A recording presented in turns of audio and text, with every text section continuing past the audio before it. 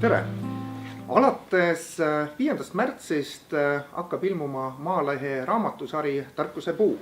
See kujutab endast 30 raamatut, üks raamat iga nädala kohta, igal neljapäeval ja ilmub koos värske Maalehega ja on müügis nädal aega.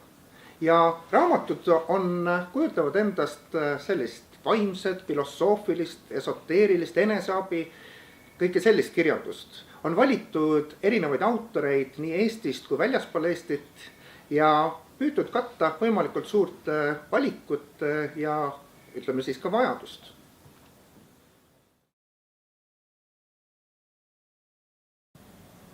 Tere!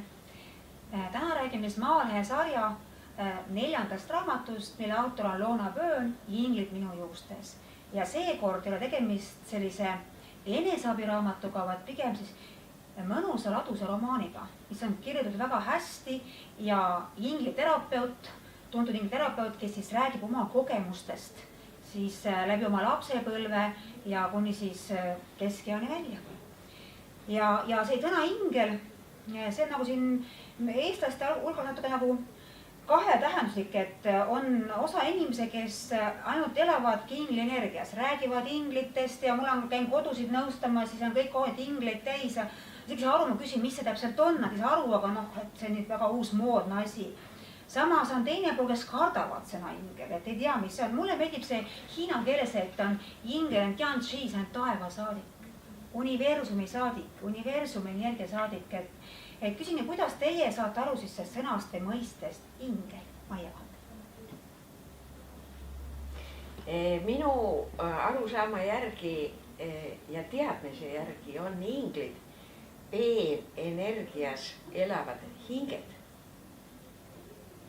kellel on vastav ülesanne Just. olla teatava inimese juures. Ja see on kokkulepe, et kui sa lähed maa peale, siis mina olen sinu juures ja kaitsen sind. Üritan sulle mingitel viisidel teada anda, ära tee seda või tee just seda.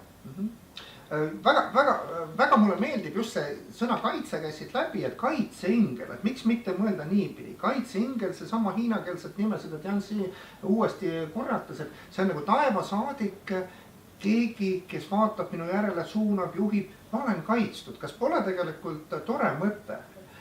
Sellises väga individualistlikus kasvatuses ja ühiskonnas, sellises lääne ühiskonnas meil vahel tekib ka teiste hulgas olles nagu üksindus, ma olen nii üksi. Aga praegu sellise ingli teema juures, kui endale seda mõtestada ja teadvustada, et on olemas sellised peenenergiates, eks ole, vaimolendid, eks ole, kaitseingrid, ma ei ole üksi, ma olen kaitstud, ma olen juhatatud. Tihti inimesed ütlevad, ma ei tea, kuhu ma pean minema, mida ma pean tegema siin elus. Aga minule see motiiv väga meeldib ja mulle meeldib mõelda nii. Ma isegi mäletan seda, et eks ma kunagi ise olin ka väga ettevaatlik sellisel ingli ja sellisel teemal oma teadmatuses. Ja siis ühel hetkel lihtsalt endale asju niipidi selgitades, need hirmud vähenesid ja ma nägin selgelt nii-öelda ka kasu sellest, et eks ole, kui ma sellist maailma uurin ja teadvustan endale. No siin raamatus tulebki just välja see, et inimene sünnib silma, ta on avatud, on kõiksuga üks. Ja siis me hakkame siin öelda seda aladust kinni panema, me hakkame õppima, kuidas käituda, kuidas olla. Või meile õpetatakse? No jah, meile õpetatakse. Üldjuhul meie vanemad on kõige suuremad meie algsed rikkujad, kui me saame öelda. Ühesõnaga, meid programmeeritakse. Täpselt, ümber. Nii nagu on vaja. Otse välja öeldes. Õpetamine on isegi liiga leeb. Me oleme programmeeritud. Täpselt nii. Vastavalt sellele ühiskonnale ja sellele elule me praegu siin oleme. Et tõesti räägime lapsepõlvest. Arvati, et kogu aeg, et ta on nagu suhtlemispuudega või ütleme siis arengupuudega. Aga tegelikult inimene, laps, kes suhtles ümbritseva maailmaga ja tema nägi asju teistmoodi. Kui nüüd tagasi mõelda enda lapsepõlve, me ju kõik oleme teinud seda ju. Me oleme kõik ju teinud seda, me oleme rääkinud oma sõpradega, kes istuvad siin või seal või kusagil. Me oleme näinud lapsi, kes kusagil, oma lapsi jälgideski, tundub, et nüüd on mingi jama majas. Ei ole, see on normaalne olek, ta on ühenduses kõiksuga. ma mäletan, me käisime oma vanema pojaga, kes magas väga halvasti öösiti ja ta rääkis meile mingist täiesti absurdseid asju, silmad lahti, kus tema absurdne tundus meile sel hetkel. Me läksime psühhiaatriahaiglasse lasteosakonna arsti vastuvõtule. Ja siis oli aastal, kui ma eksin, vist 92 või varem veel ja ütleb meile arst, suhtleb lapsega, suhtleb meiega, ütleb, kas te ei mõista, et teie lapsel on ühendus kõitsusega? Või mingi teis, me ei mäleta isegi, kuidas see sõnastus oli, et see võib-olla polegi nii oluline, aga meie jaoks aga väga hirmutav terminoloogia ilmus välja, aga see oli just aastal siis mingi 90. Ja noh, me siis ise ka nii palju nooremad ja vähem selliseid asju mõelnud, juurenud ja seal oli jah, umbes, et kas te ei näe, teie pojal on ühendus, ma ei tea millega. Ja see oli, me tulime tagurpidi sealt kabinetist välja, et eks ole, kiiruga ära. Aga täna tagasi vaadates mõtlen, et see oli meie enda piiratus. See oli meie enda sügav piiratus ja mitte valmis olek selliste teemadega kokku. Avatud teemade suhtes. Just. Aga noh, siin see raamat ja nüüd selles sarjas, see raamat on selgelt, see on ilukirjandus. Ilukirjandus, väga hästi kirjutatud. Väga hästi kirjutatud, väga hästi loetav. Nagu elulugu, inimese elulugu, tema nägemus. Mis oli huvitav see, et ta nagu teadis kõik asju ette, mis on nüüd tulemas, sest ta ju suhtles inglitega, on ju. Kes on tema armastus, kus on armastus, lapsed sünnivad, ta aitas ka see läbi inimesi, on ju. Et tegelikult ongi see, et meie tänapäeval, kui midagi juhtub, me hakkame asju tajuma, me võtame kohe keemilise tableti peale, et peidame ära, et me ei näeks seda, mis me ümber nagu on nii. Aga seal ta vastupidi ju aitas loodusel kaasa minna ja tegelikult oli ta ju õnnelik. Et siin on nagu minust üleskutse, eriti kui maarahval on see leht mõeldud ka ja see sari, et vaadata nagu avatud silmadega enda ümber. Loodus ju annab väga palju meile, annab teada seda teistsugusest energiast meie ümber, meie enda loomad ju. Kuidas ma suhtlen lehmaga, kassiga, mis ta meile vastu on, kõik on ju hingestatud maailm. Puud, põõsad, kõik, kogu see loodus, eks ole, niimoodi. Kõik reageerib meie sisemaailma. Ja just nimelt on see, et mis minu jaoks nagu teeb selle raamatu just ka väärtuslikuks, on see, et inimene, ta ei ole lihtsalt, see ei ole välja mõeldud lugu, vaid ta kirjutab puhtalt oma kogemusel. Ta teab, mis ta kirjutab, eks ole, nii et ühtepidi ta on küll nagu ilukirjanduslik raamat, teistpidi ikkagi jälle selline käsiraamatu tüüpi või mõtlema panev, eks ole, et võib-olla mõne inimese jaoks või on see sellised teemad esmakordsed, aga siis ta on selline pehme tutvustus asjadest. Et jah, praegu tänapäeval on tuntud siis, ütleme siis hingiterapeut. Ta võtab inimese vastu ta ravid või kuivõrd ravid pigem minu arust, kui ma lugesin tema seda tegevust, et ta nagu aitab inimese ette valmistada selleks, mis tulemas on. See ongi parim asi, mis olla saab, on ju.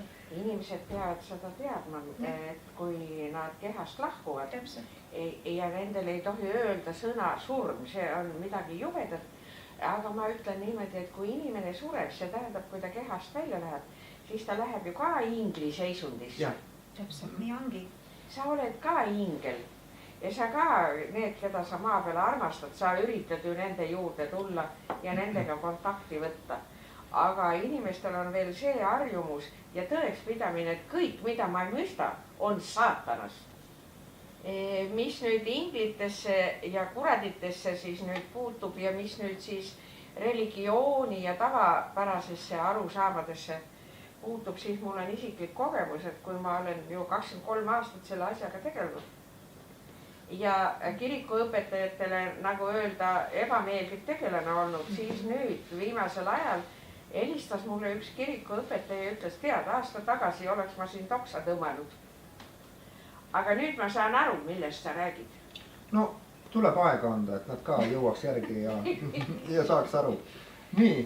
Tähendab, ma tahtsin tuua siis sisse teema, et me kogeme, inimesed kogevad aegalt ka surma, ütleme nii-öelda on selles koomas. Surmalähedast seisundit ja sel hetkel tegelikult suhted väga aktiivselt oma inglitega. Me ei usu, me arvame, et inimene jääb mingit jama välja, aga mul endal on väga lähedased inimesed, kes on kogenud mitu korda oma elus hetke, kus ta on ära käinud ja inimene, kes on väga reaalne, realistlik ja midagi ei usu, ütleb, et Siret, ma olen seda varem ka teinud, ma olen varem ka sellise inimesega suhelnud ja mis ma nägin tema enda käitumisest pärast seda, kui ta aru sai, kus ta käis, kellega suhtles, kuidas see on, ta ei kartnud enam. Hirmud kadusid ära. Hirmud kadusid.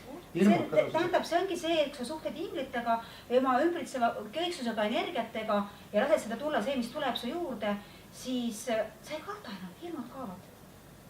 Ja nende, just see, mida Siret ka mainis, sellised need lähedaste inimeste sellised surmalähedased kogemused ja väga sellised kainelt mõtlevad inimesed eelnevalt, siis nad kirjeldasid, see ei saa olla juhus, nad kirjeldasid väga sarnaseid selliseid stsenaariume või situatsioone, tähendab, ja tõesti, nagu sa ütled, et see muutis neid inimestena.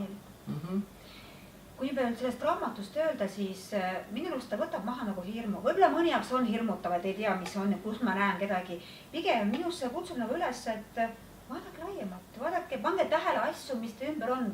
Kuidas veeklaas teiega suhtleb või samastub, kuidas sama see puu teiega suhtleb, samastub. Mul teeb siinkohal meelde, kui meie käime ka talviti metsas puid tegemas, alati algus küsime luba metsa käest. See samamoodi ju hingestavad suhtlemine. Kõik vanad eestlased on teinud seda põlisrahvad. Suhelnud hingedega, on ju nii. Et olla valmis ja tunda ennast hästi. Ja nad on suhelnud puudega, taimedega, maaga, kõigega, sest kõik on tegelikult hingestatud. Ehk see raamat kutsubki üles ja tegelikult vaadake natuke laiemalt, tuutke laiemalt. Võtke rahulikult, ärge olge liiga kaitses, uurige selliseid asju, sealt võib palju leida. Ja kas pole tore mõte, et me oleme kaitstud, me oleme hoitud, me oleme juhatatud. Me oleme armastatud. Me oleme armastatud. Suurepärane, nii et väga hea raamat. Nii et soovitame. Aitäh!